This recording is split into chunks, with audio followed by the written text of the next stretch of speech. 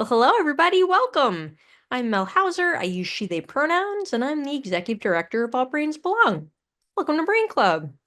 Let me share our screen and get us oriented to our topic. Okay, so dysregulation at work. Before we begin, closed captioning is enabled. You just have to toggle it on if you'd like to use it. Depending on your version of Zoom, you might see the live transcript closed captioning icon. If not, look for the more ... and choose show subtitles or hide subtitles if you want to turn them off. Okay. If you are new to Brain Club, this is our weekly community education program for purposes of demonstrating our approach to neuro-inclusive culture. For purposes of shifting broader community awareness about neurodiversity and about the topics of concern and importance to our community. So the idea is that folks can then go out into the rest of the world and spread the word. And that's how we change culture. Well, we hope that this is a place where you feel safe and supported. This is, in fact, not a support group. This is an education program. It's for education purposes only. It's not a place for medical or mental health advice. It's not really the right place to make personal requests or address personalized needs. It's an education program where we invite you to listen, to learn, to observe, and maybe think about how some of this stuff connects to your life. There is no one right way to participate at Brain Club. You can have your video on or off. Even if it's on, we don't expect anything of you. Please do not feel like you need to sit still or look at the camera or any of those things. So feel free to do what needs doing. During discussions, and we will have plenty of time for a discussion today, you can use mouth words, you could type in the chat, whatever works for you. And there's no pressure to do either of those things. Observation is a completely valid form of participation at Brain Club and all of our programs. And in addition to affirming all aspects of identity, one of the things that defines the space is that we prioritize the group's collective needs over that of any one individual. This is really about the collective community coming together. That is my visual support to make sure that the chat is open where I can see it. Oh, thank you, Lizzie. Lizzie has posted the community agreement if you want to revisit that, and especially if you're new to Brain Club.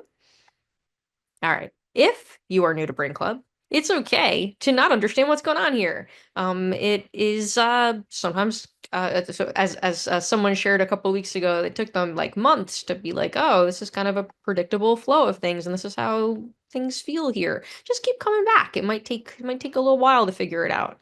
And we, in fact, just recommend hanging out, observing the first time or two you come. Lizzie's going to pop in the chat a Brain Club frequently asked questions that cover like a whole bunch of logistics and some of the common things that people ask in their first Brain Club or two. So how we're going to spend the next 45 minutes together is I have somewhat of a classroom style presentation. We don't always do that at Brain Club, but we've done that a couple times this month. So we're going to do that at first, and then we'll have time for questions and discussion. Throughout the presentation, the chat will remain open, and my colleagues will do their best to keep up with the chat. We just ask that you use the chat intentionally, slowly, thoughtfully, almost like think about the chat as the equivalent of participating with mouth words. All right. I think like half of our time will be this presentation, and the other half will do questions and discussion. Okay, so we are building on our theme of foundations of the nervous system. So if you missed the January 7th Brain Club, just like a quick recap so that we have a shared language, a shared vocabulary to move forth into talking about what goes on in the workplace. So what is dysregulation? A couple weeks ago, we talked about the science of the nervous system. We talked about how the autonomic nervous system, which governs all of our internal body processes like our heart and our blood pressure, our digestion. The whole idea is that the autonomic nervous system, its whole point is to store, release, conserve energy to help us move safely through our lives.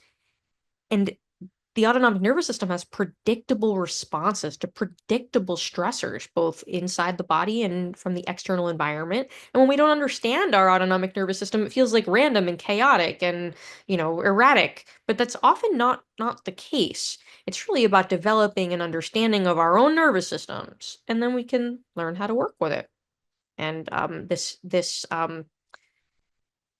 author, Deb Dana, is the author of the book that we will be discussing at Brain Club Book Chat next week, which is Anchored by Deb Dana. And some of the topics that we'll be looking at more closely next week from this book kind of talks through the neuroception, the part of the autonomic nervous system that is detecting safety versus threat. These things happen automatically, involuntarily. You don't get to pick what makes you feel safe. You don't get to pick what makes you feel under threat. It just happens. And as we talked about last week at our Everything's Connected to Everything webinar, and Lizzie's going to link that in the chat if you have not, if you missed that last week and you'd like to sign up for the recording, which we think will come out any day now. Your autonomic nervous system is impacted by all kinds of internal body processes as well. And so if you have, chronic inflammation, chronic illness that often clusters around this constellation of intertwined medical problems that we talked about in the webinar, then your autonomic nervous system is under threat from the external environment and the internal environment all day long. So Lizzie's going to link that in the chat.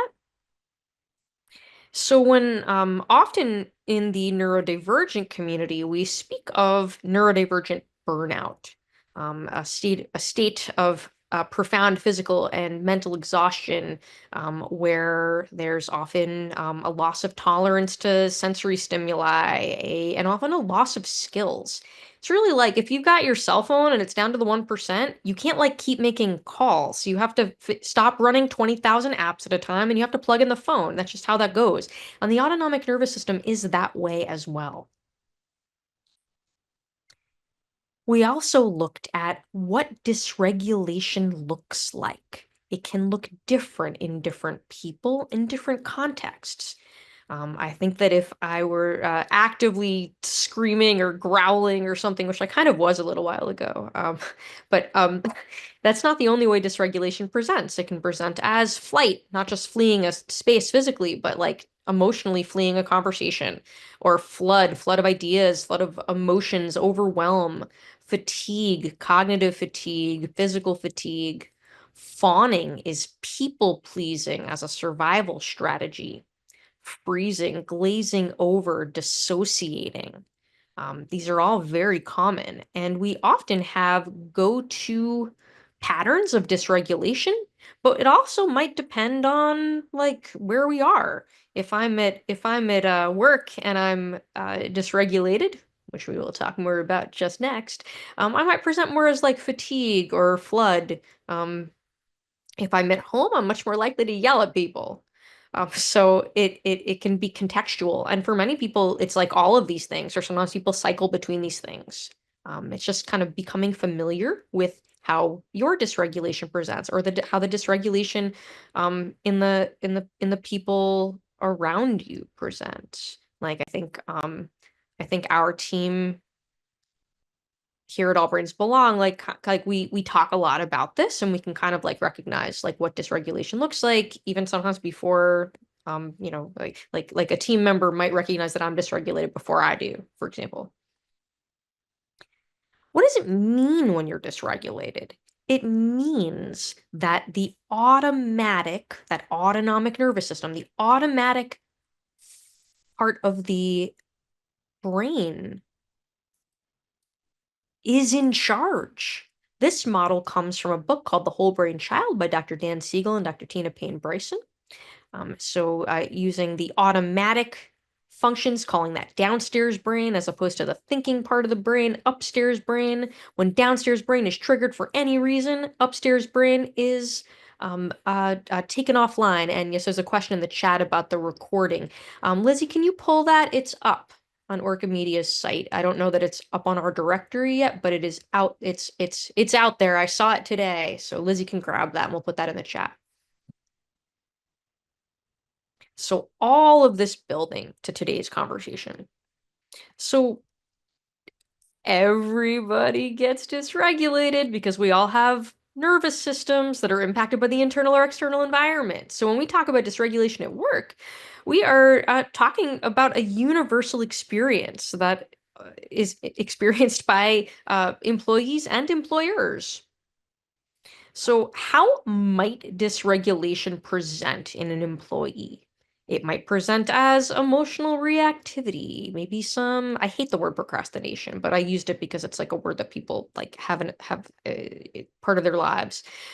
Procrastination, why I don't like that word is that it's pretty judgmental, and it is just loaded. Procrastination, what people are often meaning when they say that word is, I am not doing the thing. Neutrally, I'm just not doing the thing. I am not initiating the thing. I'm not completing the thing. I might be avoiding the thing. There's like a whole differential for why that might be happening that is actually kind of interesting and worth being curious about and learning about related to one's access needs or unmet access needs. That is often underlying that, but that's a tangent about why I don't like that word.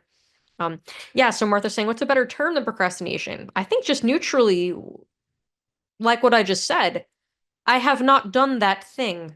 I have not started that thing. I have not completed that thing. It's just neutral. I think like what we talked about on the January 7th Brain Club, we talked that I should have included in my recap, but we talked a lot about neutral language and how that can be like the first step of just like describing the thing without judgment and loaded language. Because often when we can speak neutrally about something, that helps decrease our own internal limbic response to the thing. And there's a lot of self-judgment that goes on, at least for my brain, maybe some other people's brains too. So dysregulation can look like avoidance. It can look like perfectionism. It can look like someone starts doing the thing, gets stuck doing the thing, gets foot on the gas, can't stop doing the thing. Perfectionism is also so loaded. We've talked about this at Brain Club. Perfectionism is one of those characteristics of white supremacy culture and the like individualistic, perfectionistic thing. Like that's at least for me, I work really hard at unlearning because it's so much a part of culture. And I can catch sometimes that when I am dysregulated, I shift right back to those over-rehearsed neural pathways. Might present as communication challenges, difficulty, difficulty with transitions. I think when we talk about with kids, it's like, some images come to mind, but I struggle with transitions all the time, nonstop, all the time. I start doing the thing and then I can't stop doing the thing. And that is more so when I'm dysregulated. It might present as cognitive challenges, difficulty paying attention, difficulty like motor planning and sequencing multi-step activities. That gets more difficult when we are dysregulated. And then, of course, if we are also in a setting of chronic dysregulation, and chronically in a setting where our access needs are not met, that puts many of us at risk of neurodivergent burnout. But employees are not the only people who become dysregulated. So, employers, how might dysregulation show up here? It might present as rigidity in the way that policies and procedures are set. Might present as increased micromanagement, the pursuit of control. Or the opposite, avoiding interaction with an employee, avoiding everything, avoiding conflict, avoiding conversation, just, making the world smaller. Um, Panic responses, overreacting to minor mistakes. I do that one. Shifting priorities impulsively, pushing unrealistic deadlines. I think all these are common behaviors that they may be like, sometimes we ascribe things to personality traits that are really dysregulation behaviors. Projection, maybe misinterpreting employees' behavior as like a defiance thing. I think that also happens in the school system, interpreting a student's behavior as personal defiance rather than a symptom of dysregulation. So all of this is just so common. And despite that, we often don't talk about this. So, my like brief summary of strategies to navigate this, it begins with self-awareness. It begins with developing a language for talking about the things that we talk about here at Brain Club. Being able to talk about like what are my access needs? What are the things that I need for full and meaningful participation in my life? What are the things I need for regulation before, during, after a stressful event? And by the way, do I even know what is a stressful event? Some of these things are entirely predictable. And so thinking about like, for example, and Martha's already brought this up in the chat, around sensory regulation strategies. If I did not like, now I know this, I know that there are things in my environment that predictably dysregulate me. When there's a leaf blower outside my window, like I may as well just not work because I can't, because my brain doesn't work because it's like completely overloaded and I'm like, now I know that. It's been that way forever, but I didn't have language to describe it. That's funny. I don't even remember that time, but like it's always been this way. So, being aware of that and talking about that with the people around you, with your team, with your employer, just this is normal. And of course, that if you're not in an environment where it's been normalized to have these conversations, it may not feel safe to do that. Which is why when we start talking about what the role of the employer is, often that culture shift needs to be modeled from the top down. Micro breaks, like little short departures from the environment when the environment is stressful. But bigger picture, it's really about identifying supports. Supports within your workplace, supports outside of the workplace, places you go to learn about these things so you can cultivate this self-awareness. And then of course developing once you learn what your access needs are and you learn you learn what you need, that's what allows you to set boundaries of what you can allow in to your nervous system and learning to acknowledge when workload exceeds capacity. And that is hard. That is hard. And there is a significant privilege that comes from working in an environment where it's actually safe to stake out one's boundaries. Strategies for employers. Getting training on this stuff, getting training on neurodiversity, getting training on nervous system regulation. Lizzie's going to drop in the chat a link to our education page. We provide training for employers, but we also have a number of free resources on this page. To just like deepen awareness of this vocabulary. Lizzie, you got that link, or you want me to drop it? Oh, you're on it. Thank you.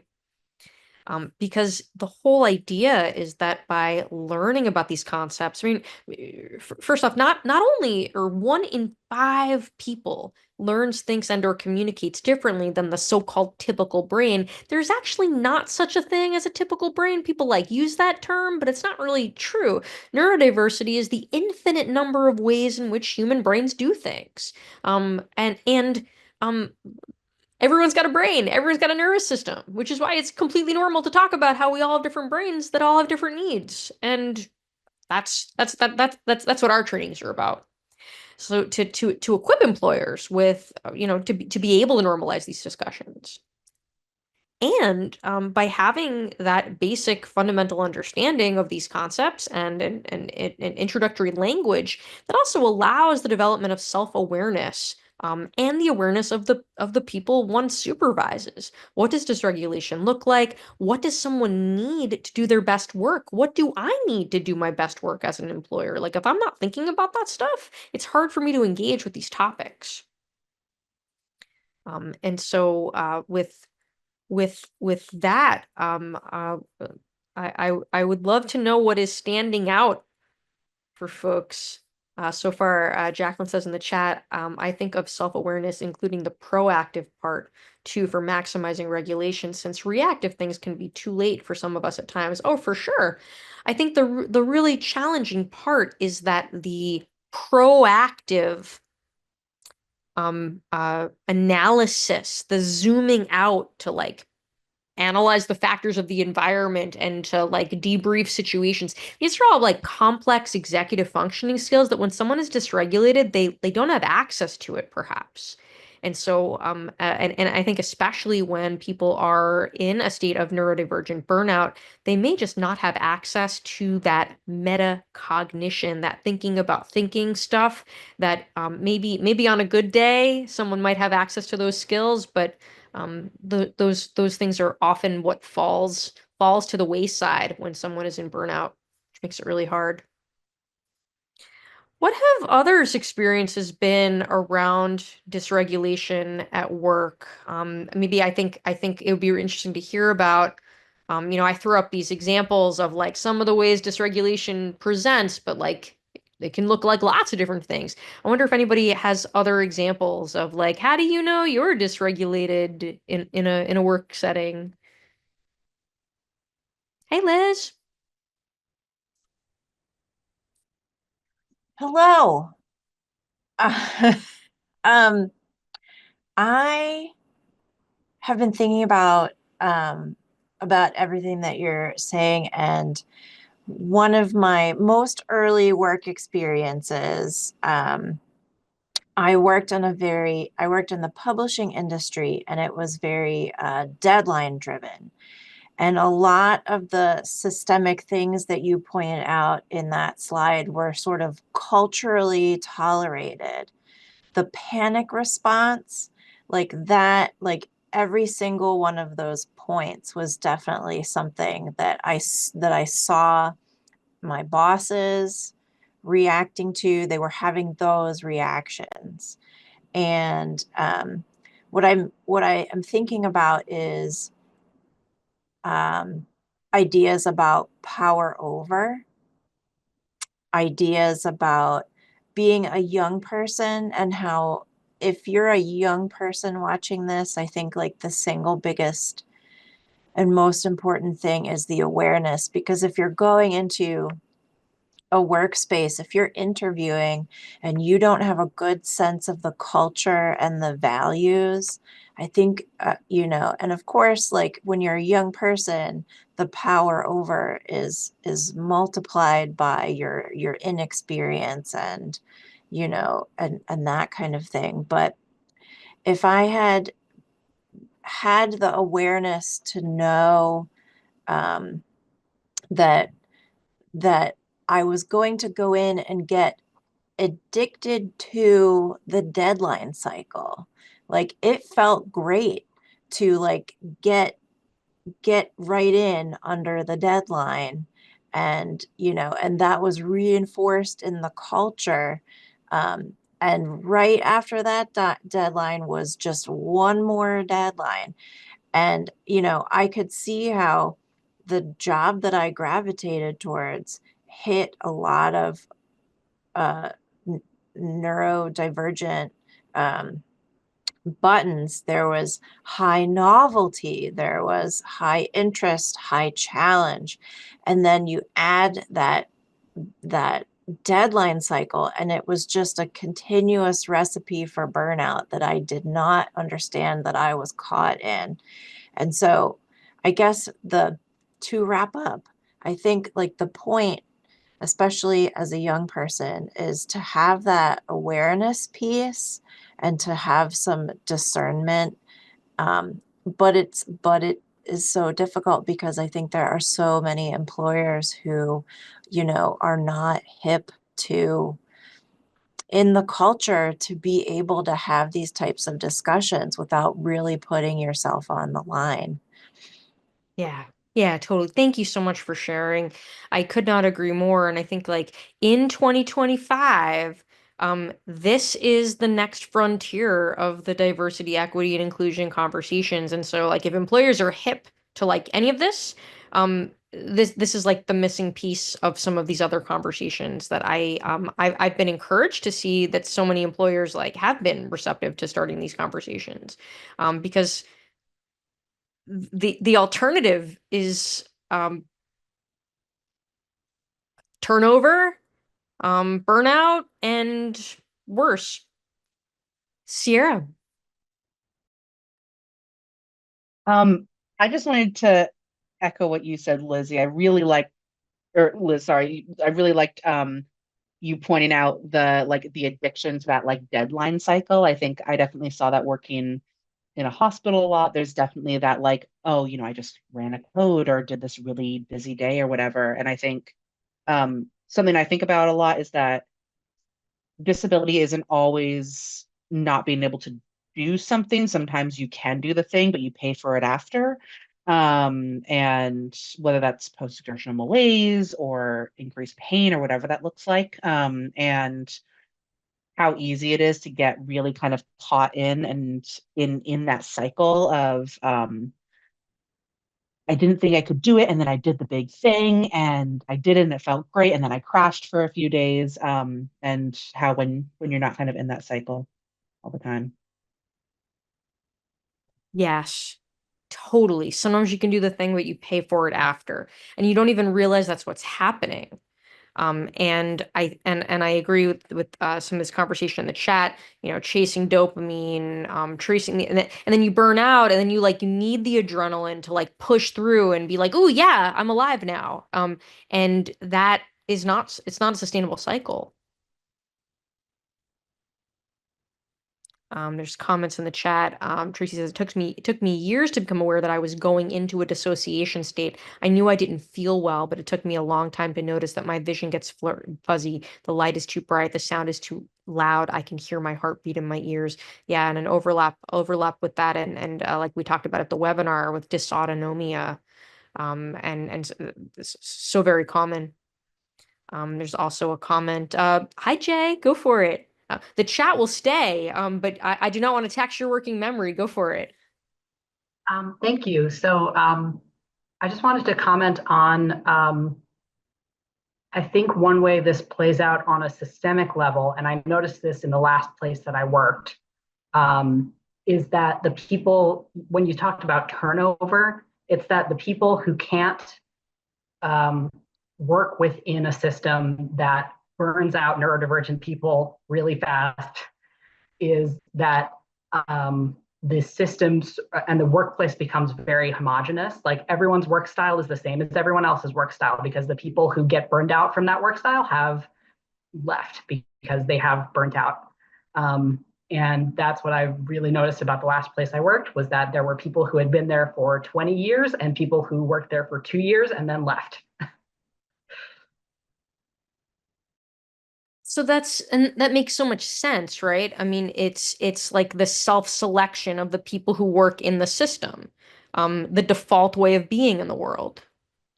And I think yes, all of that. But I think, Jay, the other thing that comes up for me about that is that when people leave their jobs and there's judgment of that, of like they couldn't hack it, or some other kind of pathologizing interpretation, as opposed to this environment this person thwarted them from being able to do their work.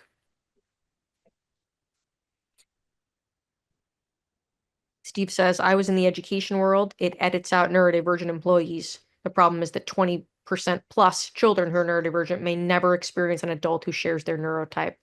Yeah, yeah. Because it because the system is thwarting neurodivergent employees so that they get run out. Sarah says, taking this beyond the neurodivergence issue, the environments we have been describing are predictably disabling, given sufficient intensity and duration, and given the way human minds and bodies are evolutionary wired. Right. It's not sustainable for any like this stuff is not good for anybody. Yeah, thanks for naming that, Sarah. Jessica says, I work in an office setting and partially from home now. If someone is chewing loud or sucking on candy, I start to lose my mind. Oh, I relate to that. Noise canceling headphones are a necessity, but compared to my last job, this is so much easier to deal with. And so, and you had threats from your past job that were in normalized and endorsed. I'm so sorry that happened. I'm glad you got out of there. Martha says, what's sad is that employers would rather sacrifice excellent employees in order to preserve mediocre ones who have more, quote, soft skills.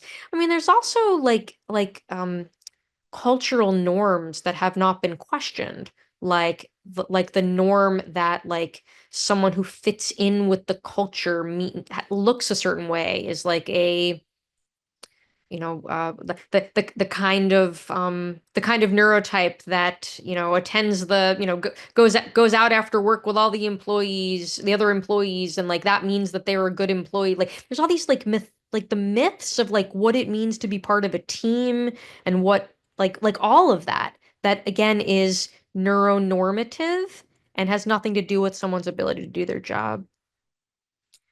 Joe says, dysregulation at work for me leads to a deep and profound sense of shame, which is like pouring gasoline on the already burning inferno.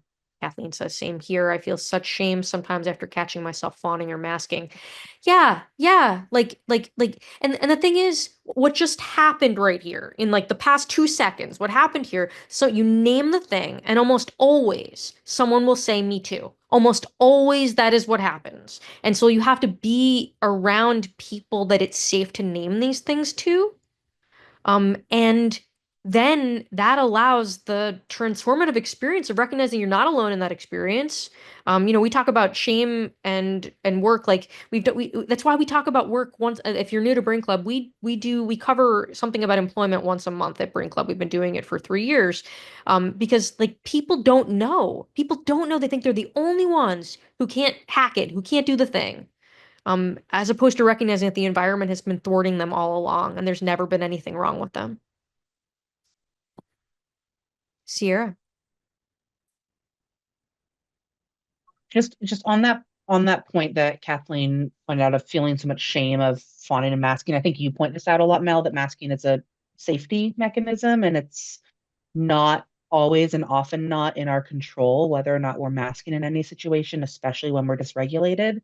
And so I think anyway, just wanted to like point that out and explicitly name that it's a important safety mechanism, and it's your brain doing a good job of keeping yourself safe sometimes.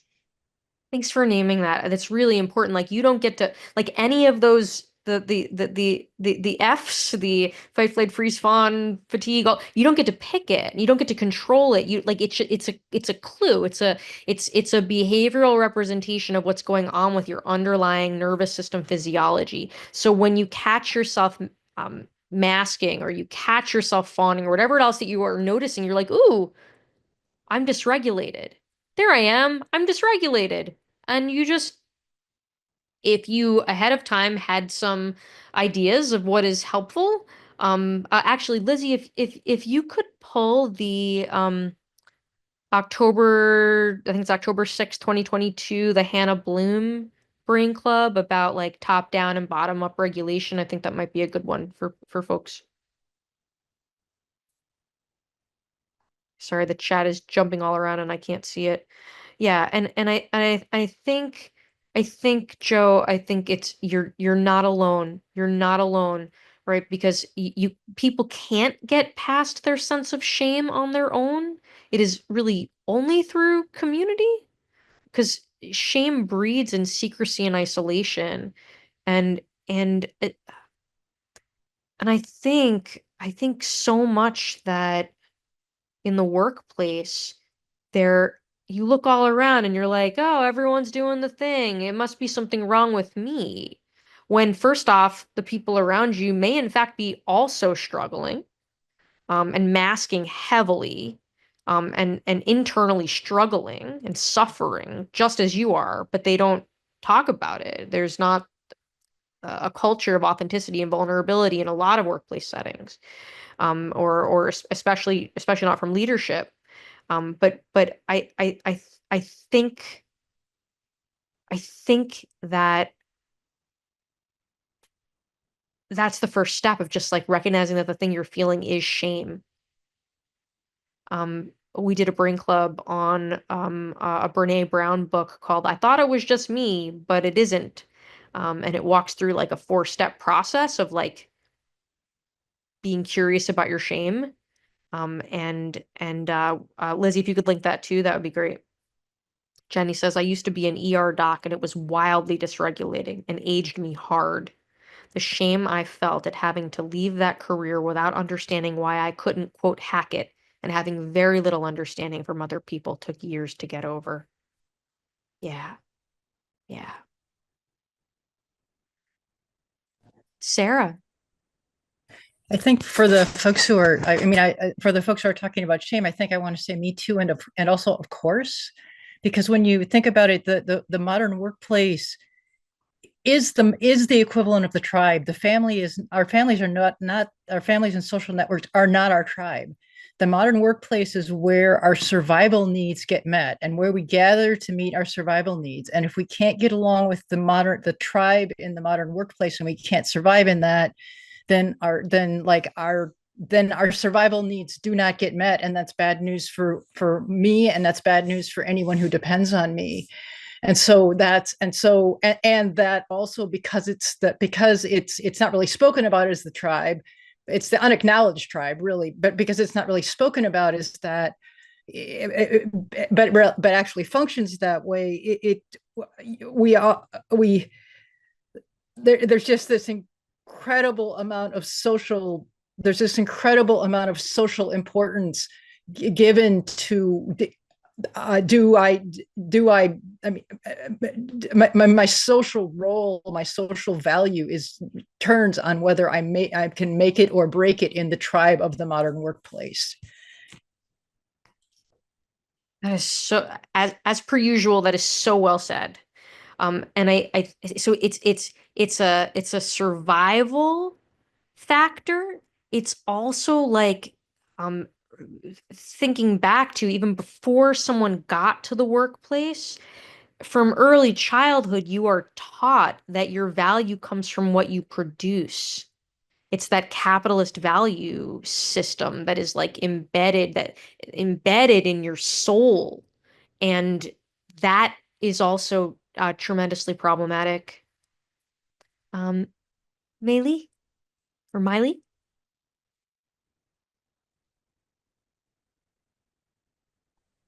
Yes, Mel, what you just said at the shame thing. Um, as a what is it called? I'm a former uh burned out gifted kid with a praise kink, right? Like I learned fawning from such a young age. I don't know how to do anything else but fawn. And whenever I am challenged and I don't have the resources to rise to the occasion, I have a part that I call the 50s housewife. Okay, she's a snarky 50s housewife, but she takes over because that's what I learned. That's what I know. So what happened with that, of course, being having been shuttled into a gifted program as a young female child, right, who clearly couldn't have ADHD or heaven forbid autism back in the 70s and the early 80s. Um, I continued the challenges and the pressure and the performance and the perfectionism, and I burned out and I didn't understand what was happening, right? It was like an absolute nightmare. And my brain quit functioning. And I'm like, oh my God, I have dementia. And it was craziness. And I didn't know what to do. And what do you do and what happens? And luckily I found a really great therapist to help me through a lot of this. But when you're getting diagnosed with autism at 51 years of age, like it all of a sudden a light bulb goes on over your head. But beyond that, like the shame, because when I broke, I didn't understand why I was breaking. I had managed so long, so well, and was like superwoman. And all of a sudden, I couldn't remember to do laundry or brush my teeth. Like, really? Like, suddenly brushing my teeth became complicated? How does that even happen? Everyone else in the world brushes their teeth with no problem. And the shame is so, so deep. But my friends, it gets worse. I'm lucky to have a very understanding employer to a degree, right? Because employers are in the business of making money. And I hit burnout and I had to call my director and say, I can't go in the office. I can't. I go in the office for 8 hours a day. I get nothing done. I have to go home and rework those 8 hours to get my things done. I can't live this way. That was 2 years ago. I'm still in burnout. because the things don't stop, right? Even though I'm working from home, even though I have these concessions, the work doesn't stop. Right. And But sorry, go ahead. Go ahead. I was gonna connect that to another point, and I see Sierra's hand up as well. Go ahead. I have a boss who's very well, since I'm the one in the office, I'll do XYZ, right? And I told my director, I said, you know what, if I had cancer, she wouldn't be saying these things. Yeah. If it was my body and not my brain, I wouldn't be getting this pushback. And friends, I will warn you, what happened next? I got diagnosed with cancer. Oh, And I told my director, I said, well, I guess now we'll find out, won't we? So my point is, no one is wrong. Everyone's feelings are absolutely valid and absolutely correct. When it's our brains, no one seems to understand neurodivergence. No one seems to understand that everyone has those access needs, that everyone would be better off if we could all address how our brains work better. If people would quit saying, well, just talk to your brain. No one likes doing chores. Figure it out. I'm sorry, it's not that simple. But my yes. body starts breaking down. And then all of a sudden, it's okay. It's still not okay. And it will never be okay until society changes, until we break free from this. Yes, yes, and I agree with the point that Sarah's making in the chat right now, that universal design is key. It's the idea of offering things in multiple different ways. There's multiple pathways to access that benefits everyone. Sierra, you want to wrap us up? Yeah, I think this framework is from Devin Price, but I was just trying to look it up and I didn't actually confirm. But I think in that realm that we've been talking about of, I thought it was just me and I thought that everybody else could just do it and was just pushing through. I thought I was just lazy. The framework of kind of differentiating and reframing laziness into executive dysfunction, and that if you want to do it but can't do it and you feel guilty about it, and that's not laziness. Laziness doesn't have guilt with it. Laziness doesn't have I want to do it and I just can't. So I feel that reframing is really, really help exactly executive dysfunction. That reframing is really really helpful to say that it's not just me. And it never was. And so the whole idea of coming together as a community, and naming the thing and being around people who hopefully you can be practicing showing up authentically with in a safe way. Your workplace may not be safe. It may not be safe. The culture may not be safe. The leadership may not be safe. You may not, somebody had in the chat earlier about unmasking. I don't think you get to pick when you unmask. I think you just do. I think two things happen. One is you either lose the ability to mask because it, for many people, requires a certain amount of executive functioning, and impulse control and all kinds of things. So you might lose the ability to mask. That's how many people and as adults end up with their autism diagnosis, myself included. Or two, when your nervous system settles, when your nervous system, your neuroception detects safety, then um, then you let down your guard because your nervous system has appraised a scenario as safe. And if your nervous system's not appraising a scenario as safe, it may be because it's not safe. And so practicing trusting your intuition, is a journey we do together. I'm going to read Liz's comment and then I really will wrap us up. Liz says, I want to thank everybody for sharing. What I will take away from this is that for every issue, awareness allows me to recharacterize the shame. Yes. Oh, so beautiful. Oh, thank you all so much. Thank you for being part of today. Thank you for being part of our community. And we will continue our learning of the nervous system next week with our book chat on Anchored by Deb Dana. Hope to see you there. Good night. Bye.